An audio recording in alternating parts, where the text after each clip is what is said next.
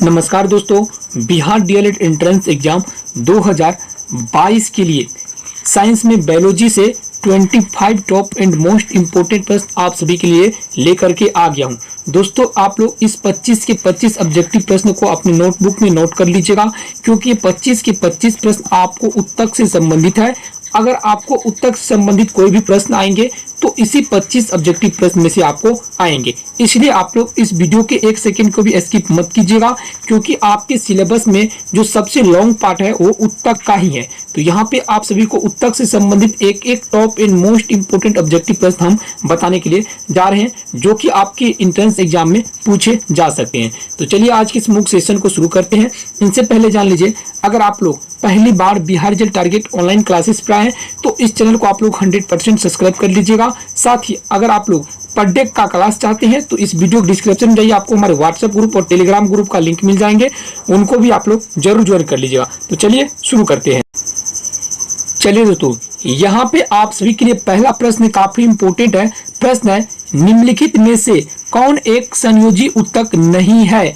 यहाँ पे ऑप्शन है दोस्तों, यहाँ पे रक्त, बी है अस्थि, सी है त्वचा और डी दोस्तों स्नायु, जिसको हम लोग अस्थि बंधन तंतु कहते हैं। तो आप लोग दोस्तों याद रखिएगा, यहाँ पे त्वचा जो है ये एक संयोजी उत्तक नहीं है। त्वचा क्या है दोस्तों? संयोजी उत्तक नहीं है, इसलिए यहाँ पे आपका विकल्प सी जो है वो करेक्ट हो जाएंगे। चलिए अगला प्रश्न को देख लेते हैं। अगला प्रश्न भी काफी इंपोर्टेंट है, यहाँ पे देख सकते हैं, निम्नलिखित में से कौन सा संयोजक उत्तक नहीं है? यहाँ पे देखिए दोस्तों, अस्थि भी क्या है दोस्तों? एक संयोजक उत्तक है। उपास्थि भी एक संयोजक उत्तक है। रक्त भी क्या है? एक संयोजक, इसको हम लोग बोलते हैं तरल संयोजक उत्तक। और यहाँ पे देख सकते हैं आपको डी जो है ये कंकाल पेशी जो दोस्तों, ये कंकाल पेशी एक संयोजक उत्तक नहीं है। यहाँ पे आपका विकल्प डी जो है वो करेक्ट हो जाएंगे। चलिए अगला प्रश्न को देख लेते हैं। अगला प्रश्न दोस्तों आप सभी के लिए काफी इंपोर्टेंट है, निम्नलिखित में से कौन एक संयोजी उत्तक नहीं है? देखिए दोस्तों, यहाँ पे वसामय उत्तक, बी में दोस्तों संहत अस्थि और डी में दोस्तों हृदय मांसपेशी और देखिए यहाँ पे दोस्तों ये डी जो है एरियोओलर। तो दोस्तों आप सभी को इससे पहले हम बता चुके थे कि दोस्तों ये वसामय जो है ये भी क्या है दोस्तों? एक संयोजक उत्तक है। यहाँ पे दोस्तों अस्थि जो है जिसको हम लोग संहत अस्थि बोलते हैं, कॉम्पैक्ट बोन जिसको हम लोग बोलते हैं, ये भी दोस्तों क्या है? एक संयोजी उत्तक है। समझे? यहाँ पे जो आपका हृदय मांसपेशी है जिसको हम लोग कार्डियक जो है मस्कुलर बोलते हैं, ये क्या दोस्तों? ये एक अस्थि यानी संयोजी उत्तक नहीं है। याद रखिए दोस्तों, हृदय मांसपेशी क्या है दोस्तों? एक संयोजी उत्तक नहीं है। और एरियोलर उत्तक भी क्या है दोस्तों? एक संयोजी उत्तक है। एक ऑप्शन में जो भी आपको है, एक एक प्रश्न को आप लोग याद कर लीजिए, कोई भी प्रश्न आपको उत्तक से संबंधित आपके एंट्रेंस एग्जाम में नहीं छूटेंगे। चलिए अगला प्रश्न को देख लेते हैं। तो अगला प्रश्न काफी इंपोर्टेंट है, मांसपेशी को हड्डी से जोड़ने वाले उत्तक को क्या कहते हैं? वेरी वेरी इंपोर्टेंट प्रश्न है दोस्तों, ये काफी इंपोर्टेंट है। यहाँ पे दोस्तों पहला विकल्प है उपास्थि स्नेह तंतु, बी है दोस्तों लिंगामेंट, सी है दोस्तों यहाँ पे टेंडन और डी है दोस्तों अंतराकाशी द्रव। याद किया दोस्तों, मांसपेशी को जो है हड्डी से जोड़ने वाले उत्तक जो होते हैं वो कौन होते हैं दोस्तों? वो टेंडन उत्तक होते हैं। याद किए दोस्तों, काफी इंपोर्टेंट प्रश्न है, मांसपेशी को हड्डी से जोड़ने वाले उत्तक को क्या बोलते हैं दोस्तों? हम लोग टेंडन उत्तक बोलते हैं। यहाँ पे आपका विकल्प सी जो है वो करेक्ट हो जाएंगे। चलिए अब हम लोग अगला प्रश्न को देख लेते हैं। देखिए दोस्तों ये भी काफी इंपोर्टेंट है, तंत्रिका उत्तक में संवेदनाओं का चालन किस रूप में होता है? ऑप्शन ए दोस्तों यहाँ पे केमिको मैग्नेटिक वेव, बी है दोस्तों न्यूरो गिलिया और सी दोस्तों लसिका और डी दोस्तों फ्लोएम।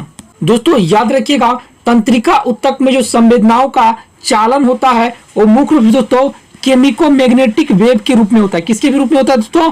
केमिको मैग्नेटिक वेव के रूप में होता है। ये वेरी वेरी इंपॉर्टेंट प्रश्न है, ये आपके सिलेबस पर आधारित प्रश्न है दोस्तों, इसलिए आप लोग जो है इस प्रश्न को आप लोग देखते ही देखते आप लोग याद कर लीजिएगा। चलिए अगला प्रश्न की ओर बढ़ते हैं। देखिए दोस्तों प्रश्न काफी इंपॉर्टेंट है, तंत्रिका उत्तक संवेदनाओं का मस्तिष्क तक संप्रेषण किसके माध्यम से करता है?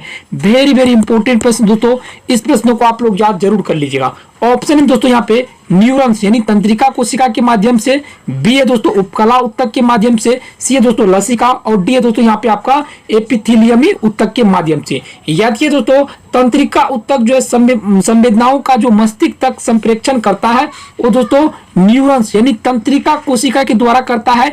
याद कीजिए यहाँ पे आपका विकल्प ए जो है वो करेक्ट हो जाएंगे। चलिए अगला प्रश्न को देख लेते हैं। प्रश्न दोस्तों यहाँ पे अगला है, सभी जटिल प्राणियों का शरीर केवल डैश प्रकार के आधारभूत ऊतकों से बना होता है। याद रखिए दोस्तों सभी प्रकार के प्राणियों का शरीर केवल 4 प्रकार के ऊतकों से बना होता है। समझ रहे आप लोग? तो यहाँ पे आपका विकल्प डी जो है वो करेक्ट हो जाएंगे। इसको आप लोग जरूर याद कर लीजिएगा। चलिए अगला प्रश्न को देख लेते हैं। प्रश्न दोस्तों यहाँ पे, जब मेरिस्टेम अस्थायी ऊतक के बीच होता है तब उसे डैश मेरिस्टेम कहते हैं। याद रखिएगा दोस्तों जब मेरिस्टेम अस्थायी ऊतकों के बीच होता है तब उनको हम लोग दोस्तों अंतर्वेशी मेरिस्टेम कहते हैं। क्या कहते हैं दोस्तों? अंतर्वेशी मेरिस्टेम कहते हैं। जब मेरिस्टेम अस्थायी ऊतकों के बीच होता है तब उसको क्या बोलते हैं दोस्तों? अंतर्वेशी मेरिस्टेम बोलते हैं। यहाँ पे विकल्प ए जो है वो करेक्ट हो जाएंगे। चलिए अगला प्रश्न को देख लेते हैं। तो देखिए अगला प्रश्न काफी इंपॉर्टेंट है, मानव शरीर में कुल कितनी मांसपेशियां होती है? ये वेरी वेरी इंपॉर्टेंट प्रश्न है। याद कीजिए दोस्तों मानव शरीर में जो कुल मांसपेशियां होती है वो 639 मांसपेशियां होती है। यहाँ पे आपका विकल्प सी जो है वो करेक्ट हो जाएंगे। चलिए अगला प्रश्न को देख लेते हैं। प्रश्न काफी इंपॉर्टेंट है दोस्तों, ये मानव शरीर की सबसे बड़ी मांसपेशी होती है। वेरी वेरी इंपॉर्टेंट प्रश्न है दोस्तों, इस प्रश्नों को आप लोग जरूर याद कर लीजिएगा। तो देखिए दोस्तों मानव शरीर की जो सबसे बड़ी मांसपेशियां होती है वो ग्लूटियम मैक्सिमस होता है। क्या दोस्तों? ग्लूटियम मैक्सिमस होता है। ग्लूटियम मैक्सिमस को मानव शरीर के सबसे बड़ी मांसपेशियां का रूप मिला है। चलिए यहाँ पे आपका विकल्प है जो करेक्ट हो जाएंगे। चलिए अगला प्रश्न को देख लेते हैं। चलिए तो अगला प्रश्न भी काफी इंपॉर्टेंट है, इस प्रश्न को आप लोग जरूर याद कर लीजिएगा। मानव शरीर की सबसे छोटी मांसपेशी होती है, सबसे बड़ी तो क्या होती है दोस्तों? ग्लूटियम मैक्सिमस। सबसे बड़ी क्या है दोस्तों? ग्लूटियम मैक्सिमस। और जो सबसे बड़ी क्या है? ग्लूटियम मैक्सिमस। और सबसे छोटी जो होता है वो एस्टेपिडियम होता है। एस्टेपिडियम मानव शरीर के सबसे छोटी मांसपेशियों को कहते हैं और सबसे बड़ी मांसपेशी को ग्लूटियम मैक्सिमस कहते हैं। याद रखिएगा ये काफी इंपॉर्टेंट प्रश्न और सभी एंट्रेंस एग्जाम में आप लोग बड़े से बड़े कंपटीशन एग्जाम की तैयारी कीजिएगा, वहां भी ये प्रश्न आपको काम देंगे। चलिए अगला प्रश्न को देख लेते हैं। देखिए दोस्तों अगला प्रश्न ये काफी इंपॉर्टेंट है, मांसपेशियों में थकान डैश के इकट्ठा होने से होती है। तो देखिए यहाँ पे एटीपी है और एडीपी है, लैक्टिक अम्ल है और कार्बनिक अम्ल है। तो दोस्तों मांसपेशी में जो थकान होता है वो मुख्य रूप से लैक्टिक अम्ल दोस्तों किस में पाया जाता है? तो लैक्टिक अम्ल क्या पाया जाता है दोस्तों? दही में पाया जाता है।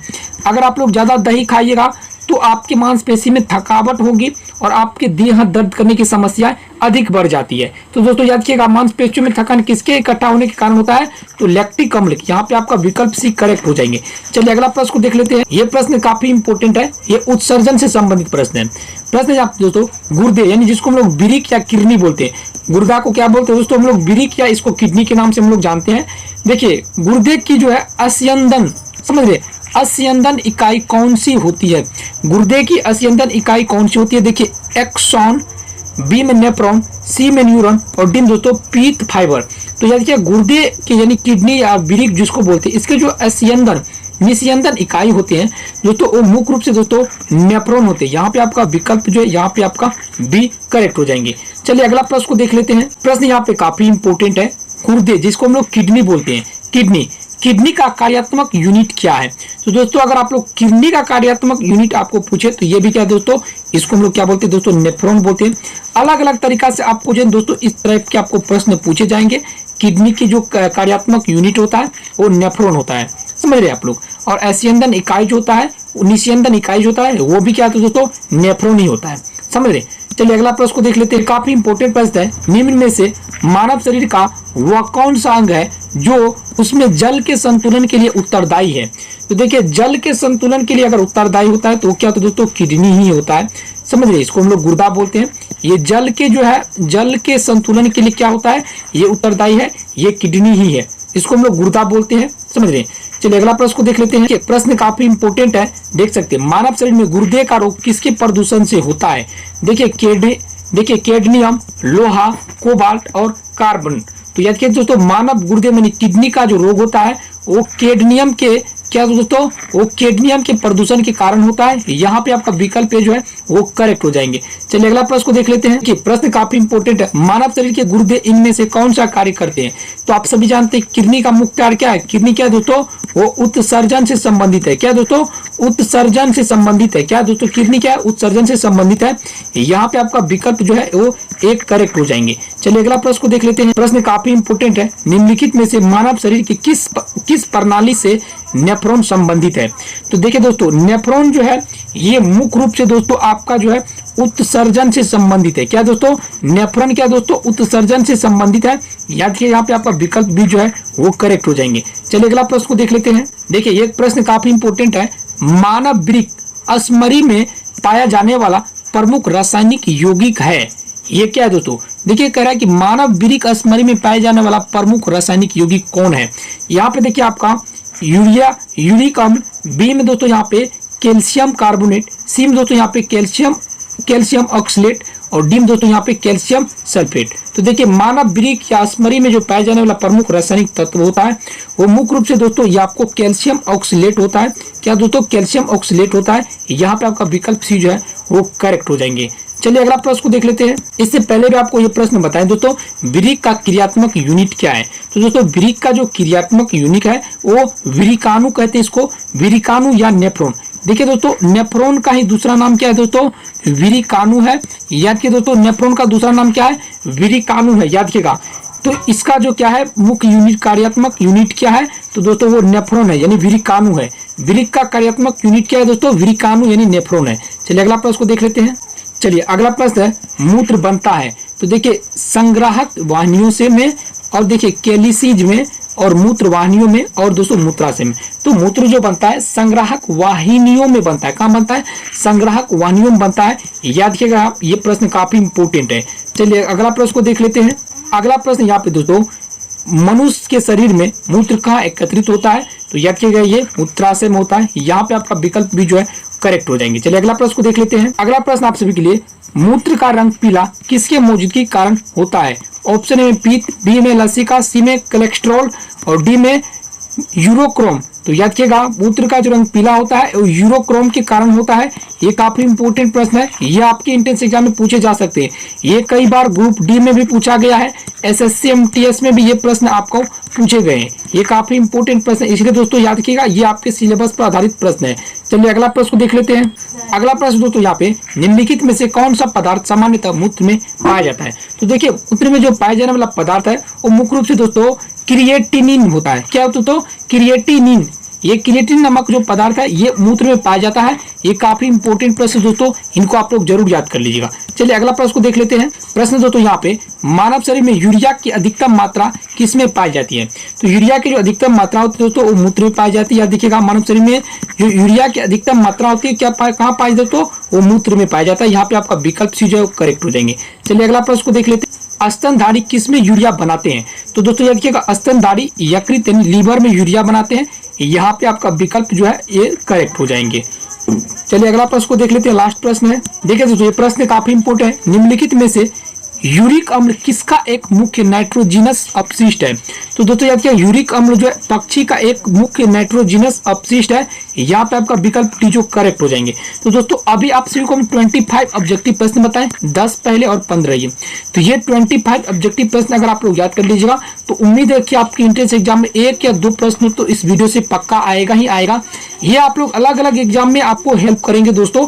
तो इसलिए दोस्तों आप लोग को जितने भी प्रश्न बताए A to Z प्रश्न को याद कर लीजिएगा। तो आज के लिए बस इतना ही। मिलते हैं आप सभी को नेक्स्ट वीडियो में। कल 16 नंबर के प्रश्न से हम लोग क्लियर करेंगे। तो आप लोग जो है कल वाले क्लास अगर देखना चाहते हैं इस वीडियो को लाइक कर दीजिए एंड इस वीडियो डिस्क्रिप्शन में टेलीग्राम और व्हाट्सएप ग्रुप का लिंक है, उनको भी आप लोग जरूर ज्वाइन कर लीजिए। मिलते हैं नेक्स्ट वीडियो, तब तक के लिए जय हिंद, वंदे मातरम।